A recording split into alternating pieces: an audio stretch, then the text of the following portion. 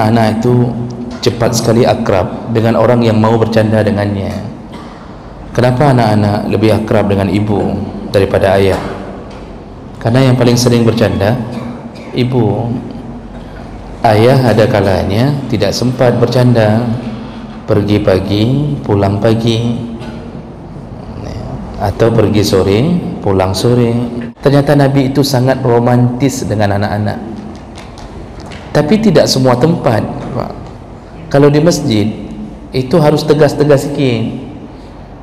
Beda, karena di masjid itu akan mengganggu orang salat. Assalamualaikum warahmatullahi wabarakatuh. Banyak sekali pertanyaan jamaah, Ustadz kasih kami channel untuk kajian anak-anak muda.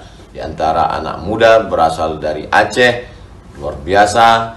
Channelnya Maulizul Akbar Nab. Tonton, subscribe, like, share, komen. Assalamualaikum warahmatullahi wabarakatuh.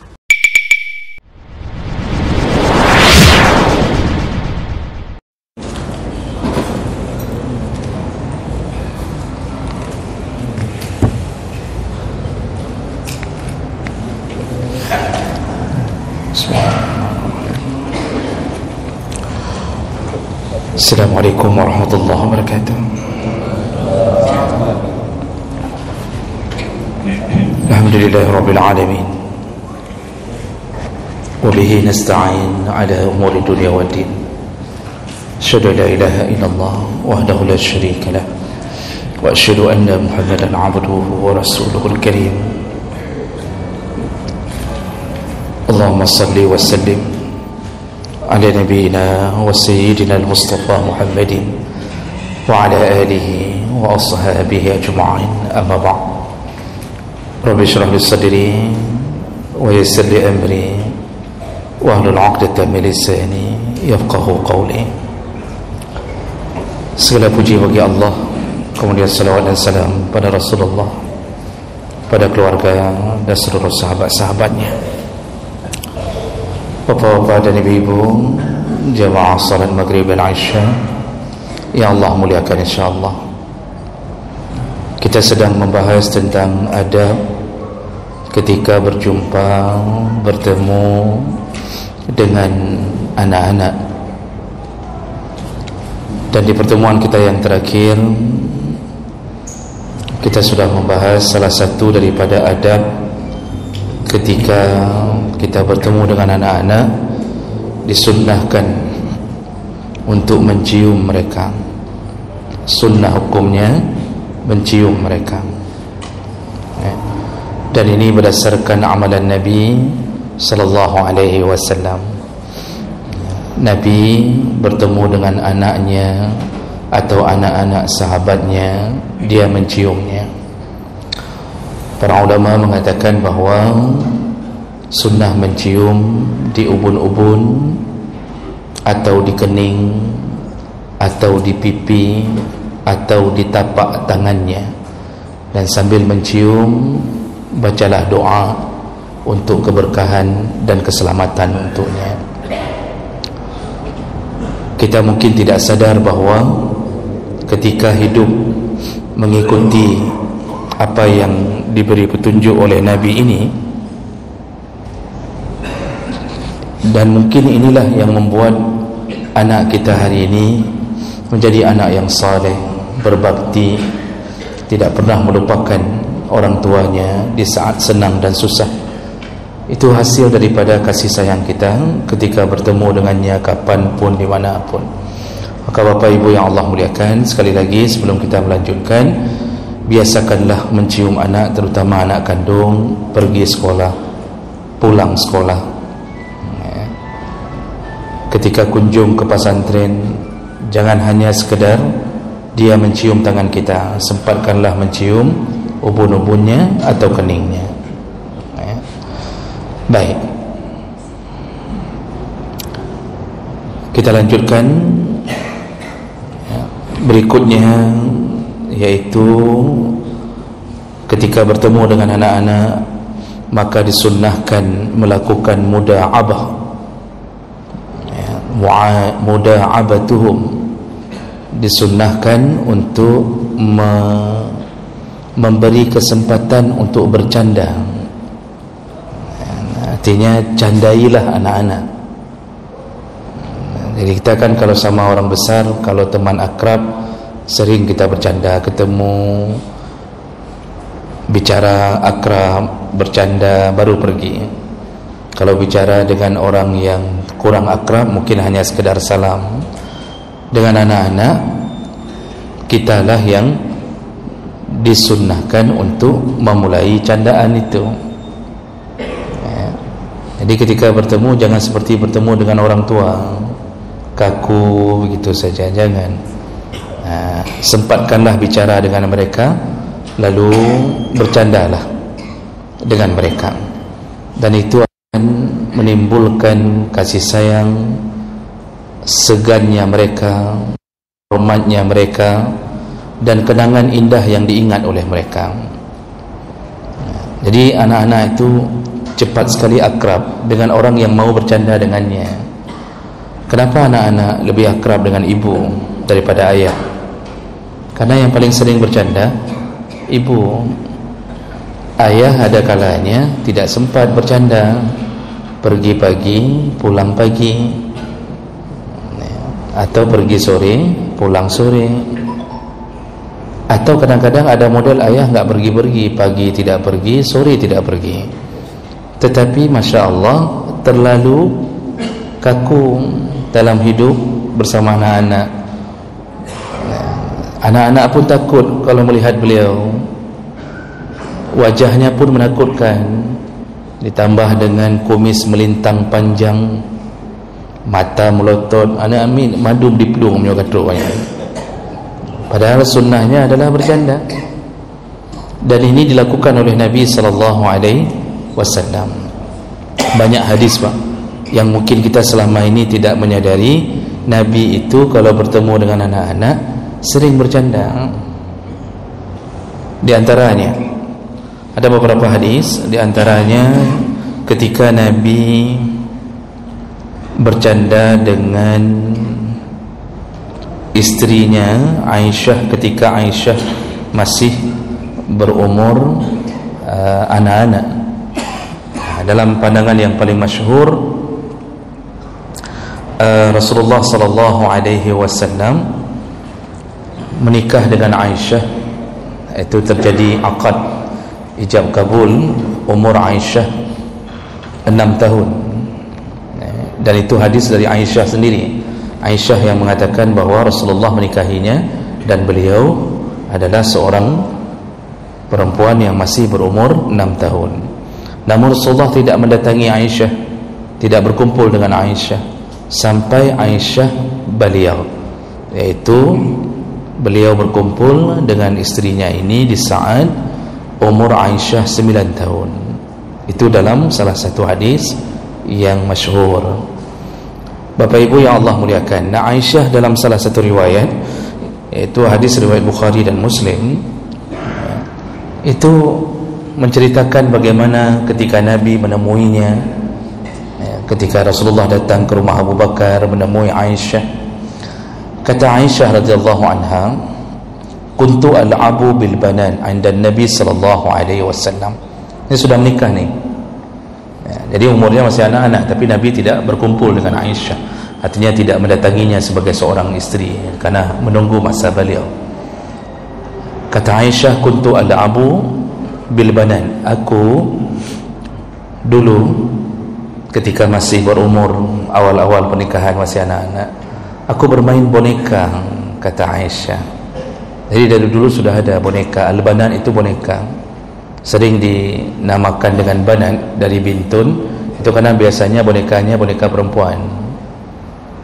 Jadi aku bermain boneka di sisi Nabi SAW. Wa kana li sawahib yal'abna ma'i, dan aku punya beberapa teman yang juga ikut bermain bersamaku, kata Aisyah. Jadi ada kawan-kawan lain yang perempuan ikut bermain bersama Aisyah radhiyallahu anha. Fakana Rasulullah sallallahu alaihi wasallam idza dakhala yataqamma'na minhu.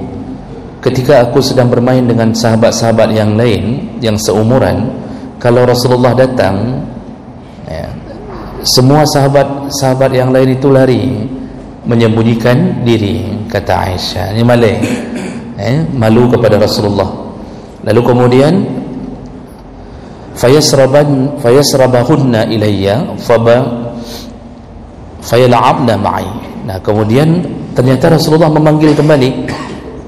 Kata Rasulullah pada Aisyah, panggil kembali semua kawan-kawannya. Lalu kemudian semua bermain, termasuk Rasulullah bermain dengan istrinya, main boneka, Pak. Makanya bapak kalau punya istri kan punya pasti kan, kecuali beberapa wajah yang muda saja, itu sering-sering, Pak. Tapi kalau istrinya masih kecil kan, ini masalah udah besar-besar. Kalau nggak ada istri yang kecil-kecil, mainlah sama anak-anak tu, main boneka, sempatkan waktu bermain dengan anak-anak, terutama anak perempuan, karena anak perempuan ini adalah pintu-pintu yang menghalangi kita masuk neraka. Anak perempuan itu pintu penghalang neraka. Syaratnya pelihara mereka dengan baik sampai menjadi salihah. Kalau mereka menikah, usahakan mereka berbakti pada suaminya, insya-Allah kita terhalang dari api neraka. Itu janji Nabi SAW. Maka pelihara anak perempuan dengan baik-baik, sayangi mereka, sering-sering bermain dengan mereka. Kan nanti ada yang beli rumah mini, rumah kecil, bapak masuk ke rumah itu bersama anak-anak. Sekali bapak masuk, sekali rusak rumah itu. Sekali masuk, sekali rusak. Tengok belum tamam. Tapi Masya Allah, anak-anak perempuan senang sekali ayahnya bisa masuk ke rumah kecil itu. Jarang sekali ada ayah yang masuk ke rumah kecil itu. Ini gaya Nabi SAW. Dalam hadis yang lain, riwayat Abu Daud, juga dengan derajat yang sahih, Aisyah juga menceritakan, qadima Rasulullah SAW min ghazwati Tabuk atau Khaybar. Pernah Rasulullah mendatangi Aisyah ketika Rasulullah pulang dari perang Tabuk atau perang Khaybar, kata Aisyah. Jadi Aisyah lupa apakah perang Tabuk atau perang Khaybar, kata Aisyah. Lalu kemudian fahabbat riha fakashafat nahiyat as-satr an banat li Aisyah. Ketika Rasulullah pulang, ada angin yang masuk ke rumah, angin lumayan kencang, sehingga tersingkaplah gorden dari salah satu kamar, dan ternyata di balik gorden itu tersimpan mainan-mainan milik Aisyah. Jadi Aisyah ini suka mainan, tersimpan di balik gorden. Ketika angin datang, tersingkap, nampaklah mainan itu. Kemudian faqal, Rasulullah berkata, ma hadza ya Aisyah, ini apa ini Aisyah? Kata Rasulullah, ini apa ini? Qalat banati, Aisyah menjawab, ini boneka-bonekaku ya Rasulullah. Wa ra'a bainahunna furasan lahu janahan mirqa. Lalu kemudian Rasulullah melihat di antara boneka itu ada yang bentuknya kuda yang punya dua sayap. Faqal, Rasulullah berkata, ma hadzal ladzi ara wasatahunna, apa ini wahai Aisyah ni? Ini bentuknya apa ini? Kata Rasulullah. Qalat faras, kata Aisyah, ini kuda. Qal wa ma hadzal ladzi alayhi, ini apa ni? Yang di samping kuda ni apa? Tadi kan ada sayapnya. Rasulullah sengaja nanya, ini samping kuda ni apa? Qalat janahan, kata Aisyah, ini dua sayapnya ya Rasulullah. Qal farasun lahu janahan, mana ada kuda yang dua sayap, kata Nabi. Qalat, Aisyah mengatakan, amma sami'ata anna li Sulaiman khailan laha ajnih. Ya Rasulullah, apakah engkau tidak pernah dengar bahawa Nabi Sulaiman punya kuda yang bersayap? Nah, ini jawaban Aisyah di waktu masa masih beliau kecil. Qalat fadhahika hatta ra'aitu nawajizahu, tertawalah Nabi SAW sampai nampak gerahamnya. Itu bahasa candaan-candaan Nabi dengan Aisyah. Jadi tanyanya sampai, kuda na sayap, mana mungkin kuda ada sayapnya, ini apa, ini apa. Bapak Ibu yang Allah muliakan, hadis-hadis ini semua dalam hadis yang kuat. Ini menunjukkan Rasulullah begitu sayang kepada anak-anak. Jadi rasa kelembutannya muncul ketika bertemu dengan anak-anak, ya. Dan ini salah satu bukti beliau melakukannya pada istrinya sendiri yang masih kecil. Sekaligus hadis ini menunjukkan bahawa boneka itu dari dulu sudah ada, maka dibolehkan untuk bermain-main dengan boneka, walaupun bentuknya bentuk makhluk hidup. Karena kita tahu bahawa salah satu yang diharamkan adalah patung atau lukisan yang berbentuk makhluk hidup, ya, manusia, hewan, itu haram untuk dipelihara, baik bentuknya patung atau lukisan. Tetapi para ulama sepakat mengatakan boneka, kalau tujuan adanya boneka itu di rumah untuk bermain, maka itu tidak termasuk yang diharamkan, karena tidak ada kemuliaan, tidak dimuliakan benda itu, ya. Jadi berbeda dengan boneka yang dibeli lalu dipajang, ya, setiap Sabtu Minggu ditaruh minyak wangi, kemudian disapu, dibersihkan, itu haram. Dan tempat yang ada patung-patung seperti itu tempat yang paling disukai oleh syaitan. Tapi kalau sekedar bermain dibolehkan, ya. Nah ini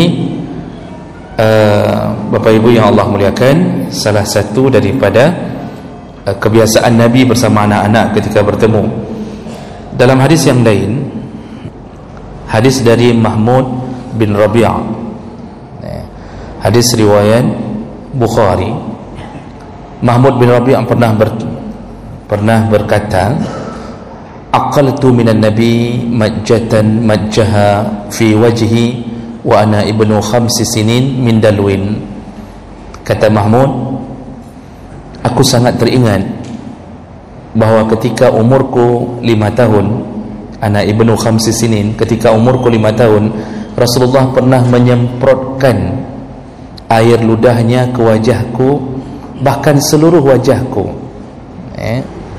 Jadi ini bahasa dari Mahmud dalam hadis riwayat Bukhari. Rasulullah itu pernah menghamburkan air ludahnya ke wajah Mahmud. Lalu disyarah oleh banyak ulama, ini ada dua makna.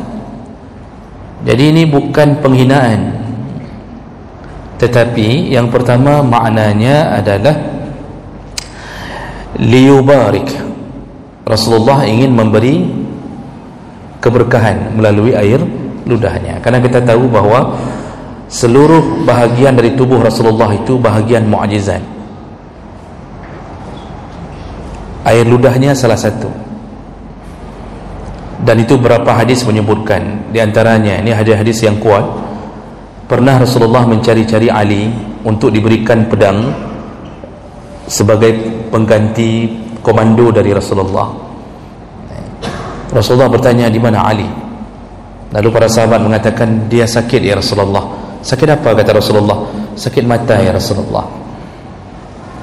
Kata Rasulullah, suruh Ali ke sini. Ali kemudian didatangkan, betul-betul Ali sedang sakit mata, sakit merah, mata merah tu. Lalu Rasulullah berhadapan dengannya, dan kemudian Rasulullah membuka mata Ali dan menyemprotkan atau menghembuskan ludahnya ke mata Ali.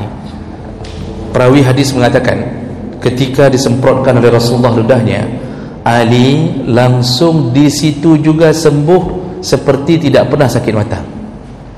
Di situ juga sembuh seperti tidak pernah sakit mata. Itu mukjizat ludah Nabi. Kita jangan tiru di rumah.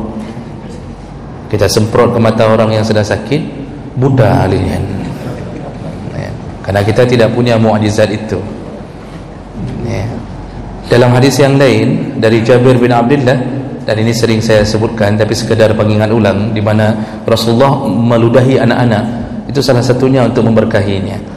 Dalam hadis Jabir bin Abdullah, Jabir menceritakan ketika perang Khandaq, Jabir mengundang Nabi untuk makan. Dia suruh istrinya untuk menyembelih seekor anak kambing, dan beliau mengundang Nabi dengan beberapa sahabat saja. Ini semua orang sedang kerja menggali parit. Perang Khandaq itu perang menggali parit.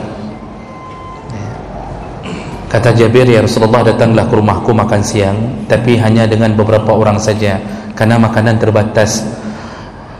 Baik, kata Rasulullah. Lalu kemudian segera Rasulullah mengumumkan ke sahabat yang lain, kepada semua kalian, setelah bekerja nanti siang kita semua makan di rumah Jabir.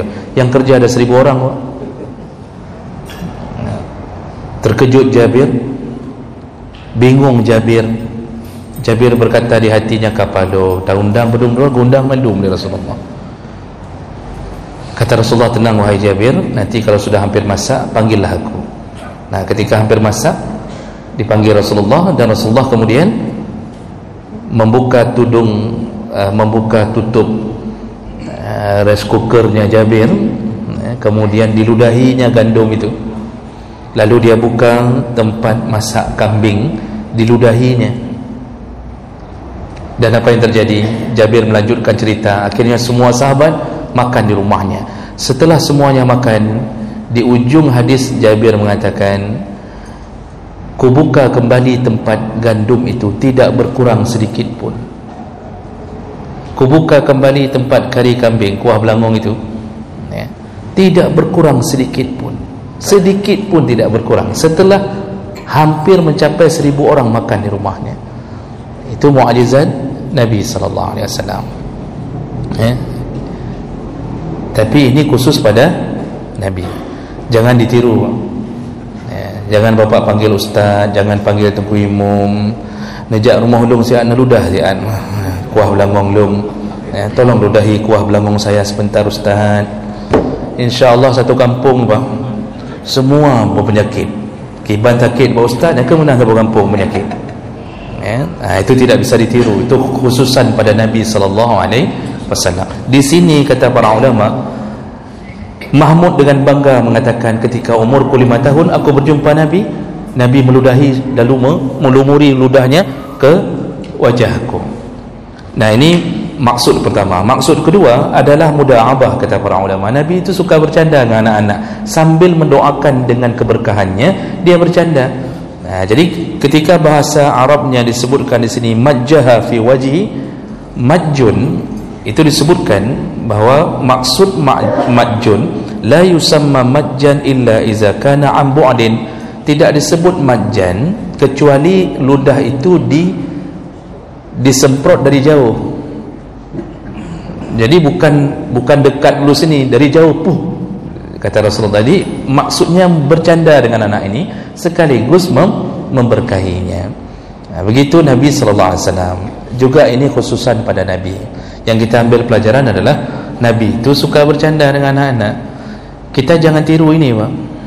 Jangan ketemu sama anak-anak di komplek kita, penuh oleh puh, siap-siap Pak. Dia pulang nangis, cerita sama bapaknya. Besoknya bapaknya datang, buka-buka kanak ke. Pasti begitu ceritanya itu. Diludahi balas sama orang tuanya. Jangan buat keributan di kampung gara-gara meniru yang ini. Tapi Nabi suka bercanda pada anak-anak. Dan banyak contoh lain. Di antara yang lain, ini untuk kita tahu bagaimana kehidupan Nabi SAW. An Jabir bin Samrah qala sallaitu ma'a Rasulillah sallallahu alaihi wasallam salatal ula summa kharaja ila ahlihi wa kharajtu ma'ahu. Kata Jabir bin Samrah, aku pernah salat bersama Nabi sallallahu alaihi wasallam, salat zuhur. Kemudian setelah selesai salat, beliau pergi, kharaja ila ahli, pergi ke salah satu rumah istrinya. Jadi rumah istri Nabi kan berdekatan. Saya lihat sketsa rumah-rumah istri Nabi itu berdekatan. Yang berada tepat di samping masjid yang bersama Aisyah, di belakang rumah Aisyah, enggak terlalu jauh ya, kira-kira dari sini ke pintu pagar lah Pak, itu rumah 4 istri yang lain. Situ Hafsah, di situ Saudah, Ummu Salamah, ada satu lagi Pak, itu berdekatan. Hari ini kita yang enggak berani berdekatan lagi Pak. Dulu berdekatan, enggak ada masalah itu, dan sudah dimaklumi. Dan ketika Nabi keluar ke rumah istrinya, wa kharajtu ma'ahu, kata Jabir, aku pun ikut menemani Rasulullah, maksudnya di jalanan aku keluar bersama Rasulullah.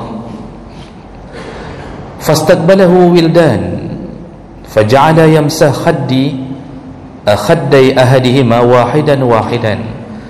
Rupanya di tengah jalan menuju ke rumah salah satu istrinya, anak-anak ketika lihat Rasulullah semuanya berkumpul menyambut Rasulullah. Tentu yang namanya anak-anak paling murni penilaiannya. Mereka hanya mau mendekat orang yang disukai oleh mereka. Anak-anak itu begitu, dia mau mendekat ke orang yang disukai. Lalu semuanya berebut-rebut mendekati Rasulullah. Apa yang dilakukan Rasulullah? Yamsa khaddai ahadihim wahidan. Rasulullah memegang pipi mereka satu, dielus-elus oleh Rasulullah pipi mereka. Wa amma ana famasaha khaddi fawajadtu liyadihi bardan aw rihan ka'annama akhrajaha min ju'nati atarin. Kata Jabir, setelah semua anak-anak dibelai-belai oleh Rasulullah, dibelai-belai, kemudian dipegang-pegang pipinya, dan mereka bergembira dengan hal seperti itu. Setelah itu barulah Rasulullah memegang pipi Jabir, yang sahabat yang mengikuti Rasulullah. Kata Jabir, aku pun dipegang pipiku oleh Rasulullah, dan kudapatkan di tangan Rasulullah itu ada hawa dingin. Jadi dingin, tangannya nyaman, dingin, dan tercium bau wangi. Ka'annama akhrajaha min ju'nati atar. Seakan-akan Rasulullah baru keluar dari toko minyak wangi. Jadi Rasulullah itu tubuhnya wangi. Jadi tidak perlu pakai minyak wangi pun beliau wangi. Makanya Ummu Salamah mengatakan Rasulullah itu kalau tidur, ketika keringatnya berada di atas tikar, bekasan keringat karena panas, itu ketika tikar itu dilipat kemudian dicium oleh Ummu Salamah, Masya Allah, keringat Rasulullah wanginya luar biasa. Itu tubuh Nabi SAW. Keringat kita hancur tikar. Lalu kemudian dalam riwayat yang lain, Rasulullah SAW juga pernah bercanda dengan anak-anak. Dari Anas bin Malik radhiyallahu anhu qala kana Nabi sallallahu alaihi wasallam ahsanun nas khuluqan. Kata Anas bin Malik, sungguh Nabi itu manusia yang paling baik akhlaknya. Wa kana li akhun yuqalu lahu Abu Umair. Aku punya salah satu saudara yang sering diberi nama Abu Umair. Ahsibuhu fatiman. Dia ini masih kecil tapi sudah paham apa yang orang katakan.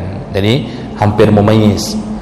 Wa kana idza jaa sallallahu alaihi wasallam qala, setiap kali Nabi datang ke rumah saudaraku yaitu Abu Umair itu, Nabi bertanya ke Abu Umair, "Ya Abu Umair, ma fa'ala an-Nughair?" Wahai Abu Umair, ini apa yang sedang dikerjain apa yang terjadi pada an-Nughair? Nughair itu nama burung yang dipelihara oleh Abu Umair. Jadi Abu Umair ini suka pelihara burung. Ketika Nabi datang, yang ditanya kepada Abu Umair tentang burungnya, kayak mana keadaan burungmu? Ya. Bagaimana keadaan Nughair? Nughair itu nama burung yang diberi nama oleh Abu Umair. Begitulah Rasulullah bermain-main, menyempatkan bermain dengan Abu Umair, bermain dengan burungnya. Ini hadis ini sekaligus menunjukkan bolehnya memelihara burung. Tapi satu syarat, yaitu jangan sampai mati dalam keadaan kita tidak memberikannya makan.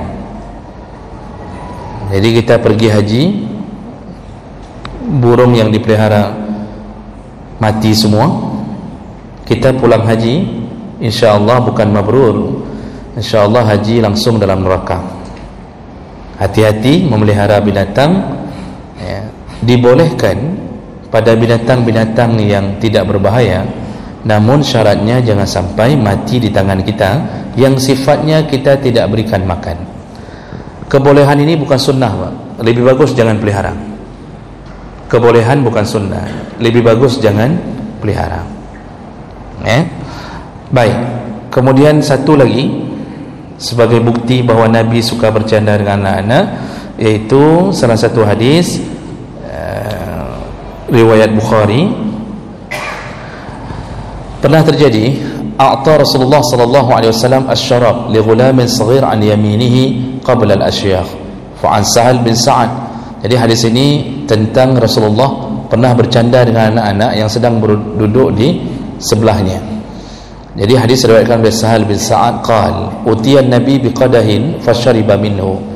Pernah Rasulullah diberikan satu ceret yang berisi air, lalu beliau minum. Wa an yaminihi ghulamun asgharul qaum. Di sebelah kanannya ada duduk anak-anak. Jadi Rasulullah sedang duduk dengan sahabat, ternyata di sebelah kanannya ada anak-anak yang duduk samping Nabi. Wal asyakh an yasarihi, dan yang tua-tua itu duduk sebelah kiri. Faqal, lalu Rasulullah berkata, ya ghulam, wahai anak-anak, maksudnya wahai ya ghulam itu wahai anak, ata'zanu li an u'tiyahu al-asyakh, kamu izinkan saya enggak kalau saya berikan ceret air ini, maksudnya minum duluan untuk yang tua-tua ini dulu. Jadi Rasulullah bercanda ni anak ni, hai nak kami izin nyo lunjuk ke yang tua-tua ini, izinkan enggak saya kasih minuman ni ke yang tua-tua dulu. Apa jawaban anak ini? Qal ma kuntu la awsar bi fadli minka ahadan ya Rasulullah, apapun yang tersisa darimu ya Rasulullah tidak kuizinkan diberikan ke orang lain. Maksudnya aku duluan ya Rasulullah, baik nejuk yang tua-tuanya lelong ni. Begitu jawaban anak pintar ini. Apa yang dilakukan Rasulullah? Fa'atahu iyah, sambil tersenyum Rasulullah memberikan boka ke kaile. Minumlah kamu duluan lah, ya, tidak apa-apalah kamu duluan. Ini Nabi melakukannya sambil bercanda. Kalau seandainya Nabi serius, untuk apa Nabi minta izin mana anak?